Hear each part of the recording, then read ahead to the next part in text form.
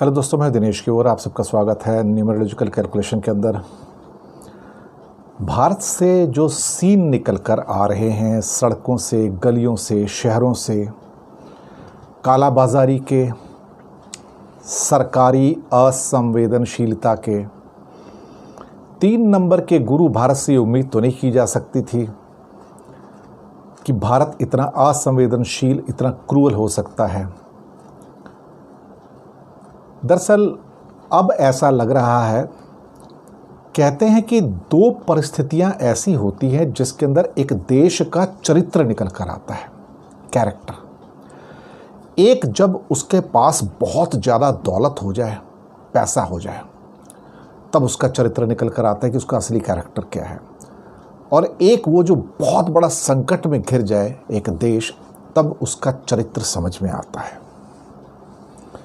एक चरित्र जापान का था जो वर्ल्ड वॉर 2 के बाद भी समझ में आया लोगों को, और उस चरित्र ने उसे महान बना दिया। एक चरित्र भारत का है जहां हर जगह आपको बेईमानी और चरित्रहीनता नजर आती है। अब तो ऐसा लगता है कि चंद लोगों को छोड़ दिया जाए, कुछ लोगों को जो सेवा में लगे हुए हैं, जो वास्तव में ही मानवता की सेवा करते हैं, उन चंद लोगों को छोड़ के अब ऐसा लगता है कि ये पूरा का पूरा देश एक चरित्रहीन देश है, एक बेईमान देश है, एक egoistic, adamant and arrogant country है, जो पैसे के लिए अपनी माँ को भी बेच सकता है, जो पैसे के लिए देश को भी बेच सकता है, जो पैसे के लिए अपना ईमान भी बेच सकता है, जो पैसे के लिए सब कुछ बेच सकता है।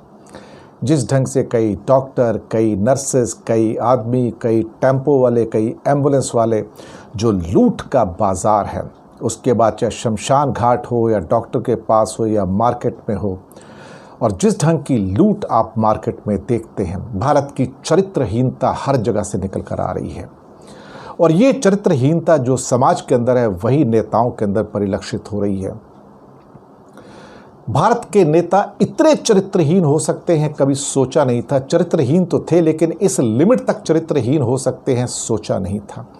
आज उनके मुंह से एक उफ नहीं निकलती है सरकारों से कि इतने लोग मर गए, तो संवेदना भी व्यक्त कर दें। ये लोग संवेदना भी व्यक्त नहीं करते हैं, इनको दुख ही नहीं है। ये पत्थरों के बने हुए लोग हैं। लेकिन इससे एक बात साबित हुई कि इंडिया एक झूठ से भरा कंट्री, आडंबर से भरा कंट्री, पाखंड से भरा हुआ कंट्री, एक मक्कार देश जिसे कहते हैं आप, उस ढंग का देश निकल कर आया है। इसलिए आज दुनिया के सारे पेपर भारत और भारत के नेताओं के प्रति एक ही शब्द लिखते हैं कि ये सब लोग एडमेंट, एरोगेंट, ईगोइस्टिक, अनपढ़, नासमझ और बेवकूफ़ किस्म के इंसान, जो चरित्रहीन इंसान हैं, यही भारत की चरित्रहीनता इस टाइम निकल कर आ रही है। और मैं ये दावे के साथ कहता हूँ कि चंद लोगों को छोड़ दीजिए, भारत इस टाइम अपनी चरित्रहीनता की चरम सीमा पर है, बेईमानी की चरम सीमा पर है, मक्कारी, आडंबर, पाखंड की चरम सीमा पर है। कुछ लोग जो ईमानदार हैं, कुछ लोग जो अभी भी समाज की सेवा में लगे हुए हैं, उनको मेरा सलाम है कि वो लोगों की वजह से भारत बचा हुआ है। अदरवाइज़ ये नेता और ये सारे के सारे छोट भैये और बाकी समाज के जो लोग हैं, वो तो इस देश को बेच के कब का खा गए होते। इसलिए देश 1200 साल गुलाम था, यकीन मानिए आज भी गुलाम है। अगर एक देश इमरजेंसी के वक्त में अपने बच्चों को हॉस्पिटल नहीं दे सकता, बेड नहीं दे सकता, ऑक्सीजन नहीं दे सकता,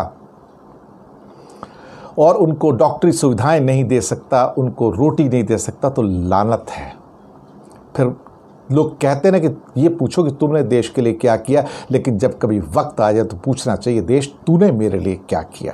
सवाल तो बनता है, और सवाल तो पूछेंगे कि देश का भी तो कुछ फ़र्ज है हमारे प्रति या नहीं, या सिर्फ हमारा ही फ़र्ज है। सवाल वाजिब है।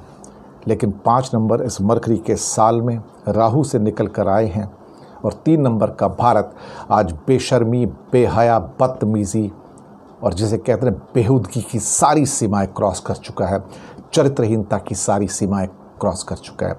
भारत सबके सामने एक liar, manipulator and a characterless nation के रूप में निकल आया, जो अपनी मौतों के ऊपर भी खेल खेलता है, उसके आंकड़े भी प्रिंट नहीं करता है। जहां 20 लाख लोग मरते हैं और 2 लाख दिखाता है, इससे बड़ी शर्म की बात एक देश के लिए क्या हो सकती है? आप खुद सोच सकते हैं। धन्यवाद आपका।